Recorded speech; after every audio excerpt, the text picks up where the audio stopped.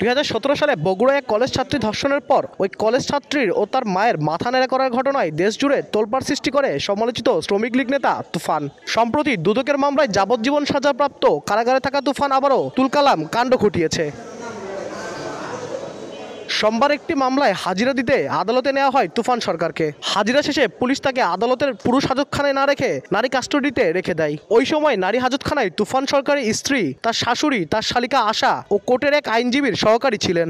তার ভেতরে থাকা অবস্থায় বিষয়টি জানাজানি হলে আদালত চত্বর সরব হয়ে ওঠে। এর এক পর্যায়ে বিকেল 4টার পরে ঘটনাস্থল পরিদর্শন করেন চিফ জুডিশিয়াল ম্যাজিস্ট্রেট সহ পুলিশের ঊর্ধ্বতন কর্মকর্তারা। পরে তুফান সরকারের স্ত্রী, শাশুড়ি ও আইনজীবী সহকারীকে আদালত থেকে পুলিশ গ্রেপ্তার দেখে হেফাজতে নেয়। এ ঘটনায় দায়িত্ব অবহেলা দিয়ে পুলিশের এক এএসআই ও নারী কনস্টেবলকে বরখাস্ত করা হয়েছে। আমি এর ব্যাপারে কোনো কিছু করি নাই, যে আমি কাকে ঢুকানা কাকে বের করা এর ভিতর আমি একেবারে তো না। আমি যখন আসছি, আপনারা যখন আসছেন, তখন কিন্তু আমি আর আপনার স্যার পিছনে আপনার তখন ভিতরে ঢুকছি।